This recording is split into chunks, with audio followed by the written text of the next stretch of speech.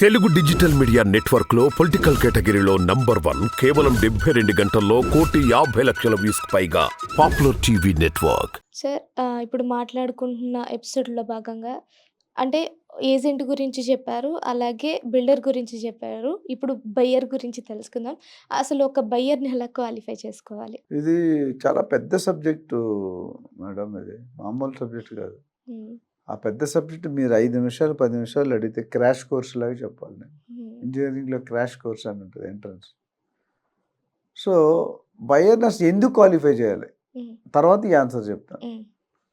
బయర్‌ని ఎందుకు క్వాలిఫై చేయాలంటే బయర్ అనేవాడు ఆయనకి 50,00,000 ఉండొచ్చు, ₹1,00,00,000 ఉండొచ్చు, 2,00,00,000 బడ్జెట్ వేరీ అవుతుంది ఆయనకున్న కెపాసిటీ బట్టి. అసలు ఈయన సీరియస్ బయ్యరా కాదా అని తెలుసుకోవాలి. కొంతమంది చూడ్డానికొస్తారు. జస్ట్ అలా టైం పాస్. హ్మ్. మేము కంపెనీ పేరు అని చెప్పను, కస్టమర్ పేరు చెప్పను. ఒకరోజు జనరల్‌గా కంపెనీ వాళ్ళు రియల్ ఎస్టేట్ కంపెనీ వాళ్ళు కారు పంపిస్తారు సైట్ విజిట్ ఉందంటే. హ్మ్. ఒక కపుల్ న్యూలీ మ్యారీడ్ వాళ్ళు పొద్దుట 8 గంటలకు పంపించారు కారు. హ్మ్. వాళ్ళు మా సైట్‌కి 3 గంటలకు వచ్చారు. Travel time 1 hour. హ్మ్. 3 గంటలకు వచ్చారు. ఏం చేశారు మరి? ఆళ్ళ వైఫ్‌కి ఊరంతా చూపించుకొని తీసుకొచ్చాడు. ఓకే.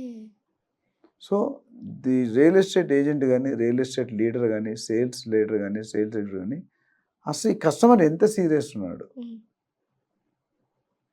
ఎంత బడ్జెట్ ఉంది?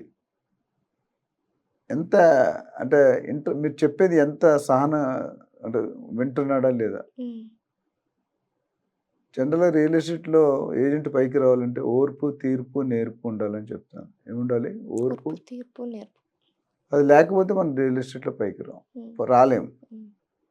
ఆ పేషెన్స్ లెవెల్ ఉండాలి. హ్మ్. ఆ కమిట్మెంట్ లెవెల్ ఉండాలి. హ్మ్. కన్విన్సింగ్ స్కిల్స్ ఉండాలి.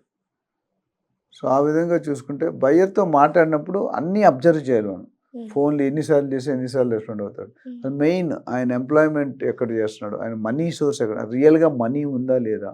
డెసిషన్ మేకర్ ఈయనేనా? ఇవన్నీ పాయింట్లు చాలా వరకు అత్తగారు, మామగారు కొనియడం, లేదా అమ్మగారు, నాన్నగారు కొనియడం, లేదా బ్రదర్, సిస్టర్ కొని ఇవన్నీ జరుగుతుంటాయి మన సౌత్ ఇండియాలో ఎస్పెషల్లీ ట్రెడిషన్. హ్మ్. అయితే మనకు సైట్ చూసేవాడు, కొనేవాడు డెసిషన్ మేకర్ కాకపోతే you are wasting your time. Hmm. అది ఫస్ట్ టైం మీరు గ్రహించాలి. సైట్ విజిట్ అంటే కంపెనీకి 5,000 నుండి 10,000 ఖర్చుకి ప్రాబ్లం లేదు. బట్ వచ్చిన దానికి రైట్ పర్సన్ రావాలి. డెసిషన్ ఎవరు ఇప్పుడు మీ ఇంట్లో ఉన్నారు. మీరు 5 మెంబర్స్ ఉన్నారనుకోండి. మీ father is a family head. లేకపోతే మీ husband is a family head. Decision maker ఆయనే కదా! మీరు వచ్చారనుకో మీరు చూస్తారు. డెసిషన్ తీసుకోలేరు. ఇదొకటి. నేను ముఖ్యంగా ఏజెంట్స్‌కి ఏం చెప్తానంటే సైట్ విజిట్‌కి వచ్చేటప్పుడు వైఫ్, హస్బెండ్ కుటుంబ సభ్యులతో రావడం చాలా మేలు. హ్మ్. చాలామంది ఏంటంటే వైఫ్ డ్రివెన్ ఉన్నవాళ్ళు మొత్తం గ్రౌండ్ వర్క్ అంతా నేను 3, 4 సార్లు వెళ్ళి తర్వాత మా వైఫ్‌ని చూపిద్దాంలే అనుకుంటాం. భయం అవ్వచ్చు, టైం లేకపోవచ్చు, రకరకాల రీజన్స్ ఉండొచ్చు. కానీ నేనైతే జనరల్‌గా సైట్ విజిట్‌కి వస్తే వైఫ్ అండ్ హస్బెండ్ కలిపి వచ్చినప్పుడు డెసిషన్ ఫాస్ట్‌గా ఉంటది. హ్మ్. లేకపోతే వైఫ్ మీద హస్బెండ్ చెప్తాడు, హస్బెండ్ మీద వైఫ్ చెప్తది. లేదంటే నాకు నచ్చిందని మా వైఫ్‌కి నచ్చలేదంట. వైఫ్‌కి ఏమైనా నచ్చదంటే టెక్నికల్‌గా నచ్చదు. హస్బెండ్‌కి ఏమైనా నచ్చదంటే రేట్ నచ్చదు. ఇది హ్మ్. మనం చేయలేం. అది వాళ్ళ సోదా. బట్ ఆ ఎఫెక్ట్ ముల్లొచ్చి అరిటాకు మీద పడినా, అరిటాకు వచ్చి ముల్లు మీద పడినా లాస్ ఎవరికి? అరిటాక్కి. ఇక్కడ లాస్ ఎవరికంటే ఏజెంట్‌కి. ఏజెంట్. ఏజెంట్‌కి. ఓకే. సో, నేను చెప్పిన ఈ పారామీటర్స్‌లో అందరూ ఉండరండి. 90% జెన్యూన్ బయర్స్ ఉంటారు. కాకపోతే first time okay sir. Third time కంటే ఒక 3 మీటింగుల్లో మీరు తేల్చాలి. ఈ కొనేవాడా? కొననోడా? కొననోడా? వాడు ఊరికే కారు అడిగినోళ్ళ పంపిస్తూ టైమ్ స్పెండ్ చేస్తూ మీటింగులు పెడుతూ ఉంటే ఉపయోగం లేదు. ఓకే.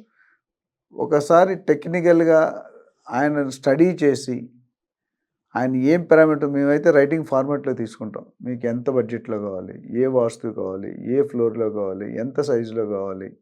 ఎమ్యూనిటీస్ ఏం కావాలి? కార్ పార్కింగ్ ఎన్ని కావాలి? వాస్తు ఉండాలి. ఇవన్నీ కూడా మనం అర్థం చేసుకోవాలి. అలాంటి ప్రాపర్టీస్ నీ దగ్గర ఉన్న జంక్ ప్రాపర్టీస్ చూపియకూడదు. హ్మ్. సో, మీరు జంక్ ప్రాపర్టీస్ చూపిస్తే customer will not like it. జనరల్‌గా మనం సైట్ విజిట్ చేశాక లీడ్ వచ్చిన తర్వాత కస్టమర్‌కి ఊరికే ఫోన్‌లు కొడుతుంటాం. కొట్టకూడదు. ఫోన్‌లు కొడితే మేము బ్లాక్ లిస్ట్‌లో పెట్టేస్తాడు. హ్మ్. ఎందుకంటే నువ్వు ఫ్రస్ట్రేట్ అయిపోతావు. ఇప్పుడు చూసాం కదా ఫ్రస్ట్రేషన్ ఎగ్జాంపుల్ బయట. హ్మ్. అలాగైపోతది.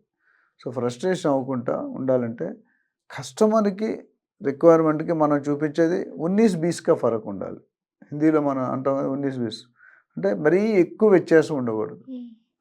అప్పుడు ఆయన ఒక అడుగు ముందేయడానికి అవకాశం ఉంటది. ఆ బడ్జెట్ కూడా ఆయన పర్ స్క్వేర్ ఫీట్ ఎంత ఎక్స్పెక్ట్ చేస్తున్నాడు, పర్ స్క్వేర్ యార్డ్ ఎంత ఎక్స్పెక్ట్ చేస్తున్నాడు, అది కూడా తెలుసుకోవాలి. ఎప్పుడైనా మనం కంటిన్యూగా ఫోన్ చేస్తే డీల్ కాదు. మనం 4 సార్లు చేస్తే కస్టమర్ 2 సార్లు చేస్తే ఫోన్ దానంతలో అది ఎవరు ఏ ఏజెంట్కి అయితే రింగ్ అవుతుందో ఆయన క్వాలిఫై బయ్యర్. నీకు వెళ్ళినప్పుడు ఏం మర్యాద ఇచ్చు. కొంతమంది వెళ్తాము, ఆయన పని ఆయన చేసుకుని చెప్పమ్మా నువ్వు వెళ్ళావు అనుకో నేను ల్యాప్టాప్ చేసుకుంటాను చేసుకొని చెప్పమ్మా అంటే ఈజ్ నాట్ షోయింగ్ ఇంట్రెస్ట్. ఏదో పిలిచాడు ఏదో వచ్చాడు, డోంట్ టాక్. నేనైతే ఏమంటా అంటే sir if you're free I will start అంటే అప్పుడు ఎస్ సార్ సిస్టమ్ బయట చెప్పండి సార్ అంటే. అట్లా నువ్వు మెడికల్ చెప్పుకుంటూ పోయావు అనుకో, నువ్వు చెప్పుకుంటూ పోతావు వింటూ పోతావు, పని జరిగేది అవుట్పుట్ రాదు. మనం వెళ్ళేది డీల్ క్లోజ్ చేయడానికి. అండ్ మీరు కంప్లీట్గా సో ఇలాంటి అవకాశాలు నేను చెప్పిన ఒక 7-8 పాయింట్స్ చెప్పాను, ఇవన్నిట్లో గమనించాలి. క్వశ్చన్ మీరు కస్టమర్ని మాట్లాడనియాలి యాజ్ ఏజెంట్గా. కస్టమర్ని మాట్లాడకపోతే వాళ్ళ ప్రాబ్లం బయటికి చెప్పరు, రైట్? సో ఇలాంటివన్నీ చూసుకుని అప్పుడు మనకి 2-3 ఫోన్ కాల్. చాలామంది సైట్ విజిట్ చేసేసి ఫోన్ స్విచ్ ఆఫ్ చేస్తారు, లేకపోతే ఫోన్ రిజెక్టెడ్లో పెట్టేస్తారు. అంటే వీళ్ళు నాట్ గోయింగ్ టు బై. ఎక్కడో తేడా జరిగింది, ఎక్కడ జరిగింది అనేది తెలియదు. ఎక్కడ జరిగినా రియల్ ఎస్టేట్ ఒక దౌర్భాగ్య స్థితి ఏంటంటే 100 పాయింట్లో 99% మీరు కరెక్ట్ చేశారు, 1% తప్పు చేశారు, డీల్ అవ్వదు. అవునా కదా? ఇది మనకి చాలా ఒక ప్రొఫెషనల్గా మనం మాట్లాడుతున్న రియల్టర్ ఆక్సిజన్లో మేము ట్రైనింగ్ ఇచ్చిన ఈ పాయింట్స్ అన్ని కూడా జాగ్రత్తగా చెప్తాం. ఇది ఎలా పాటించాలి, అసలు సీరియస్ బయ్యరా, క్వాలిఫైయింగ్ లీడా లేకపోతే ఎంక్వైరీయా అనేది డిస్టింక్షన్ చాలామంది తెలియదు. ఎంక్వైరీ వస్తుంది, తర్వాత లీడ్ వస్తుంది, తర్వాత సైట్ విజిట్ వస్తుంది, తర్వాత కస్టమర్ అబ్జెక్షన్ హ్యాండ్లింగ్. అసలు కస్టమర్స్ పాల్గొనకుండా డౌట్స్ అడగకపోతే వాడు కొనేవాడు కాదు. ఏ మనిషి కూడా డౌట్ లేకుండా ఉంటాడా? ఒక 2 కోట్ల ప్రాపర్టీ, ₹1 కోటి ప్రాపర్టీ కొంటున్నాం అంటే కనీసం 5-10 డౌట్లు. కొంతమంది వస్తారు చూసి ఓకే అమ్మా, కొంతమంది కారు కూడా దిగరు. కారు కూడా దిక్కుంటే సైట్ విజిట్ చేసినట్టు అది కొనే వ్యక్తి కాదు నా ప్రకారం. ఎందుకంటే నేను మ్యారేజ్ చేసుకుంటే అన్ని రకాలుగా ఫ్యామిలీ బ్యాక్గ్రౌండ్, ఆస్తులు పాస్తులు, attitude, body language, tone, height అన్నీ చూసుకుంటాం. ఇక్కడ నేను కారు దిక్కుంటా వద్దు ఎండ్ ఉంది, ఇప్పుడు ఫ్లాట్ కొంటాం, ఫ్లాట్ చూడకుంటే ఎలా కొంటాం అంటే ఆయన మేబీ అడ్రస్ తెలుసుకోవడానికి వచ్చి ఉండొచ్చుగా. కొంతమంది గ్లోరిఫైడ్ బ్రోకర్ కస్టమర్ లాగా ఉంటారు సూట్లు వేసుకొని, కానీ కస్టమర్ కాదు. అర్థమైందా మీకు? సో ఇవన్నీ చూసుకొని మీరు అప్పుడు క్వాలిఫై చేయాలి. బయ్యర్ క్వాలిఫై అయితే అన్ని సర్వీస్ ఒకసారి కాదు 2 సార్లు పంపించారు. You should get a confidence. 100% చేయలేరు, 80-90% ఈయన బయ్యరే కొంటాడు అనే అవగాహన, ఆ క్లారిటీ మీకు ఉండాలి.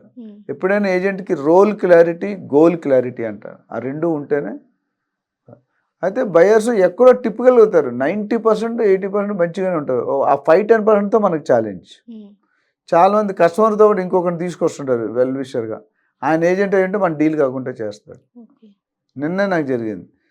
డాక్టర్ గారు ఒక సైట్కి వెళ్ళాము, ఫస్ట్ టైం చూశారు డాక్టర్ వాళ్ళ వైఫ్, తర్వాత డిసైడ్ అయిపోయారు కొందామని. ఆయన బావగారిని తీసుకొచ్చాడు, సిస్టర్ హస్బెండ్ని, అంటే ఈయన సిస్టర్ హస్బెండ్ ఏదో వెల్ విషర్ అని.